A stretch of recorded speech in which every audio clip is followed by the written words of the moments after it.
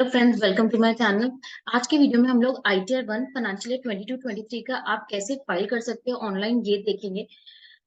Form 16 आपके पास है तो कैसे आप फाइल कर सकते हो, क्या फॉर्म 16 में जो इन्फॉर्मेशन देती है आपको आंख बंद करके वो ही लेनी है, ये सारी चीजें हम इस वीडियो में देखेंगे।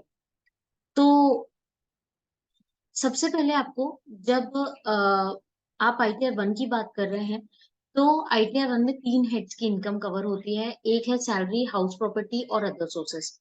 हाउस प्रॉपर्टी में भी सिर्फ एक हाउस प्रॉपर्टी कवर होती है।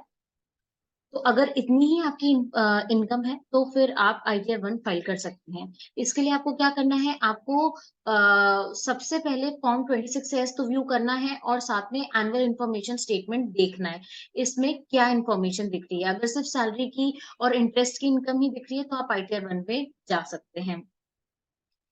ई फाइल में आपको income tax return file, income tax return में जाना है, असेसमेंट ईयर 23-24 सिलेक्ट करना है और ऑनलाइन पे क्लिक करना है।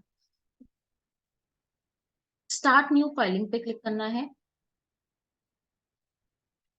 इंडिविजुअल, अगर आप इंडिविजुअल है तो individual, HUF, ITR form, ITR 1, 2, 3, 4, ये इतने सारे फॉर्म ऑनलाइन आपके अवेलेबल हो चुके हैं।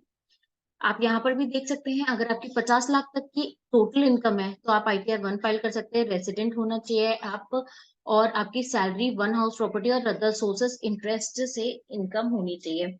एग्रीकल्चर इनकम की बात करें तो 5,000 तक ITR 1 में आप बता सकते हैं। इसके अलावा आपको ITR 2 में जाना पड़ेगा। Proceed with ITR 1। अब उसके बाद वो बोलता है कि आप ये जो रिटर्न फाइल करें वो क्यों फाइल करें, क्या आपकी टैक्सेबल इनकम ज्यादा है बेसिक एग्जेम्पशन लिमिट से, या फिर आप 7 प्रोविजन टू सेक्शन 139 सबसेक्शन 1 में इनमें से किसी कंडीशन में फॉल कर रहे हैं, या कोई अदर मैटर है, जैसे रिफंड सिर्फ आपको क्लेम करना हो तो भले ही आपकी बेसिक एग्जेम्पशन लिमिट कम है। फर्स्ट टैब होता है, बहुत ही बेसिक रिटर्न होता है, और फर्स्ट टैब होता है पर्सनल इन्फॉर्मेशन का। बट इससे पहले मैं आपको बता देती हूँ, जब हम फॉर्म 16 की बात करते हैं तो फॉर्म 16 में ग्रॉस सैलरी आती है, फिर कुछ पर्क्विजिट्स होते हैं तो पर्क्विजिट्स आते हैं, और अलाउंसेस बताए जाते हैं, जैसे HRA का अलाउंसेस है, या फिर कोई और अदर एग्जेम्पशन अंडर सेक्शन 10 है। ये इतनी सैलरी में दिखती है। फिर उसके बाद स्टैंडर्ड डिडक्शन हो गया, टैक्स ऑन एम्प्लॉयमेंट हो गया। इसके अलावा अगर हाउस प्रॉपर्टी की बात करें तो हाउस प्रॉपर्टी की डिटेल भी एक एम्प्लॉय अपने एम्प्लॉयर को बता सकता है। तो हाउस प्रॉपर्टी की जो इनकम दिख रही है वो लॉस है, तो इसको भी आपको वेरीफाई करने के लिए डॉक्यूमेंट्स आपके पास होने चाहिए। चैप्टर 6A के जो डिडक्शन है 80C ये दिखते हैं, 80D आपने जिसमें भी डिडक्शंस इन्वेस्टमेंट्स किए होंगे और एम्प्लॉयर को बताया होगा, वो आपके फॉर्म 16 में रिफ्लेक्ट करेगा, वो आप फॉर्म 16 से ले सकते हैं। बट यहाँ मैं ये बताना चाहती हूँ कि जब हम HRA की बात करते हैं तो जितना फॉर्म 16 में दिख रहा है आप उतना ही क्लेम कर लें, ऐसा नहीं होना चाहिए। आपको कैलकुलेट करके देखना चाहिए कि हमारा जो HRA का अमाउंट है जो हमारे एम्प्लॉयर ने दिया है वो सही दिया है कि नहीं, क्योंकि एम्प्लॉयर क्या करते हैं, वो एक टेंटेटिव बेसिस पे डिडक्शन दे देते हैं, क्योंकि जब इनकम टैक्स रिटर्न फाइल करेंगे तब आप एक्चुअल तरीके से कंप्यूट करेंगे, ऐसा वो मानते हैं। तो आप जैसे 65,200 एंड समथिंग बताए ना आपका HRA का आ रहा है, तो वो 75,000 दे देते हैं, मतलब एक राउंड फिगर करके। वो एक्चुअल तरीके से नहीं करते हैं। तो आपका ये फर्ज है कि आप HRA का कैलकुलेशन करें। तो उसके लिए आपको बेसिक सैलरी होनी चाहिए आपके पास, रेंट आपने कितना पे करा और एक्चुअल HRA आपको कितना मिला है। तो जब हमारे पास एक्चुअल डिटेल आई थी तो इस केस में जो HRA का अमाउंट है वो to whichever is lower, HRA का कैलकुलेशन अगर आप नहीं जानते तो तीन पॉइंट्स आपके पास होने चाहिए। पहला होना चाहिए एक्चुअल HRA कितना है, second rent paid minus 10% of basic salary, और थर्ड अगर आप मेट्रो सिटीज में रहते हो तो 50% ऑफ बेसिक सैलरी, या नॉन मेट्रो में 40% of basic salary. Which ever is lower will be your exemption under section HRA। तो यहाँ इन तीनों अमाउंट में से जो लोअर आ रहा है वो आ रहा है 279,600, जबकि एम्प्लॉयर ने जो दिया है आप फॉर्म 16 में देख सकते हैं 283,800 दिया हुआ है। तो यहाँ पर वेरिएशन है, तो आपको एक्चुअल जो कैलकुलेशन है वो लेना चाहिए, क्योंकि ये भी आगे चल के चेक किया जाएगा बाय इनकम टैक्स डिपार्टमेंट। बात रही हाउस प्रॉपर्टी लॉस की, तो इससे रिलेटेड भी आपको इन्फॉर्मेशन लेनी है, रेंट रिसीव कितना है, म्युनिसिपल टैक्स कितना है, नेट कितना आ रहा है, उसके बाद हाउस प्रॉपर्टी जो आपने लोन लिया हाउस प्रॉपर्टी के लिए उसके ऊपर इंटरेस्ट कितना है। ये सब इंटरेस्ट सर्टिफिकेट आपके पास सारे डॉक्यूमेंट्स होने चाहिए। अगर आप किसी के बिहाफ में रिटर्न फाइल कर रहे हैं तो ये सब कुछ होना चाहिए, उसके बाद ही करें। आप खुद की रिटर्न फाइल कर रहे हैं तो इसका ध्यान रखिए। तो जो फॉर्म 16 के बेसिस पे सिर्फ रिटर्न फाइल हो रही है, ये भी गलत रिटर्न है। आप ऐसा बिल्कुल भी नहीं करें। फॉर्म 16 में अगर कोई अमाउंट दी हुई है, इसका ये मतलब नहीं है कि वो ही सही है। आगे चल के इनकम टैक्स आपसे उसका वेरिफिकेशन मांग सकता है। फिर आप ये कहेंगे कि हमारे एम्प्लॉयर ने हमें ये दिया है, तो ऐसा नहीं होगा।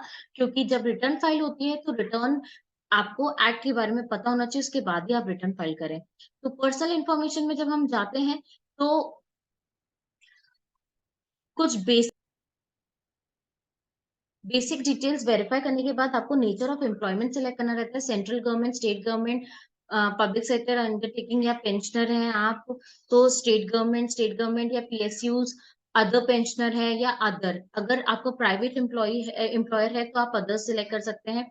रिटर्न फाइलिंग सेक्शन आप सिलेक्ट करेंगे 139 सबसेक्शन 1।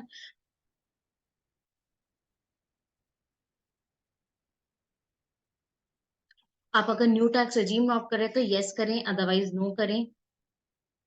एंड उसके बाद बैंक की डिटेल्स। तो इतनी इंफॉर्मेशन है जो कि पर्सनल इंफॉर्मेशन आती है। जब आप ये टैब सेव करेंगे तो सेकंड टैब ओपन होता है ग्रॉस टोटल इनकम की। जो इनकम आपके ऑटो रिफ्लेक्ट हो रही है उसको आप बिल्कुल भी नजरअंदाज नहीं करें। जो ऑटो फिल हो रही है वो काफी हद तक सही हो सकती है, इसके लिए इसलिए आप एआईएस और 26 एस वेरीफाई करें, उसके बाद ही आप इनकम को हटाएं। क्योंकि वो ऑटो पॉपुलेट हुई है, मतलब कहीं ना कहीं इनकम टैक्स डिपार्टमेंट में वो इंफॉर्मेशन है।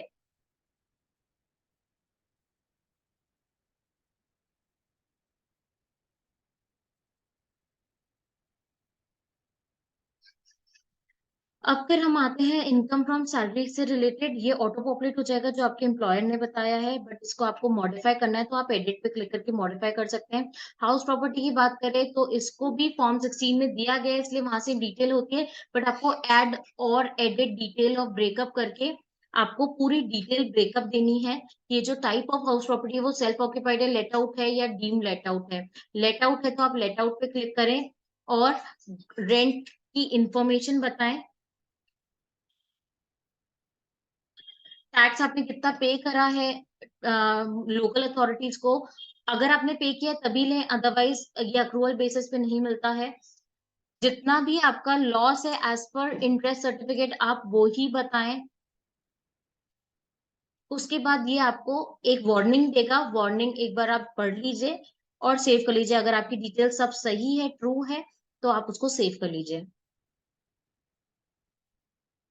ये एक हाउस प्रॉपर्टी की डिटेल ही कवर होती है हमारे आईटीआर 1 में। अदर सोर्सेज से रिलेटेड अगर कोई इनकम है तो आप वो बताइए। एआईएस और 26 एस में आप चेक कर सकते हैं, एग्जेम्प्ट इनकम आप बता सकते हैं और ऐसे करके कंफर्म कर सकते हैं। आपकी ग्रॉस टोटल इनकम आ जाएगी। फिर टोटल डिडक्शंस का कॉलम आता है। टोटल डिडक्शन में आप एटीसी जो भी आप डिडक्शन क्लेम कर रहे हैं जिसमें आपने इन्वेस्टमेंट किया है, आप वो ही सिर्फ क्लेम करें और इसके अलावा कुछ नहीं करें। आपके पास प्रॉपर डॉक्यूमेंटेशन होना चाहिए तभी आप ये क्लेम करें। Year by year income tax return file करना थोड़ा टफ होता जा रहा है, क्योंकि अब कोई भी फेक डिडक्शंस आप नहीं ले सकते, फेक इंफॉर्मेशन नहीं बता सकते हैं, क्योंकि हर एक इंफॉर्मेशन इनकम टैक्स डिपार्टमेंट के पास होती है और वो कभी भी आपसे डॉक्यूमेंट मंगवा के चेक कर सकते हैं। टैक्स पेड में टीडीएस की डिटेल आएगी आपकी। TDS from salary, TDS other than salary, TCS, advance tax आपने कुछ पे किया, सेल्फ असेसमेंट, ये सब यहाँ रिफ्लेक्ट करेगा। आपको इसको चेक करना है, फिल करना है। उसके बाद आपकी टोटल टैक्स लाइबिलिटी कंप्यूट हो जाएगी कि क्या क्या टैक्स लाइबिलिटी है। ये टैक्स लाइबिलिटी का शेड्यूल है। इसमें भी कंफ्यूजन होता है कि ये टैक्स लाइबिलिटी है बट ये टैक्स पेड हमारा सेट ऑफ क्यों नहीं हो रहा है। तो जब आप इसको कंफर्म कर देंगे तो आपको प्रोसीड करना है। जब आप प्रोसीड पे क्लिक करेंगे तो आपको अमाउंट पेबल जो नेट है after setting of tax paid आएगा, उसको आप पे नाउ पे क्लिक करें और पे करके फिर प्रोसीड टू वेरिफिकेशन करें। तो ऐसे आप आईटीआर 1 ऑनलाइन फाइल कर सकते हैं। मैंने पॉइंट टाइम टू टाइम आपको बताया कि किन चीजों का आपको ध्यान रखना है। सिर्फ फॉर्म 16 पे नहीं रिलाय करें कि फॉर्म 16 है उस बेसिस पे आईटीआर 1 सिंपल रिटर्न है फाइल कर दें। जो डिडक्शंस है डिडक्शंस को आप प्रॉपर तरीके वेरीफाई करें कि इनकम टैक्स के नॉर्म्स के हिसाब से हैं कि नहीं है। तो अगर आपको ये वीडियो हेल्पफुल लगे तो प्लीज इसे लाइक करें एंड चैनल को सब्सक्राइब करें। Thank you.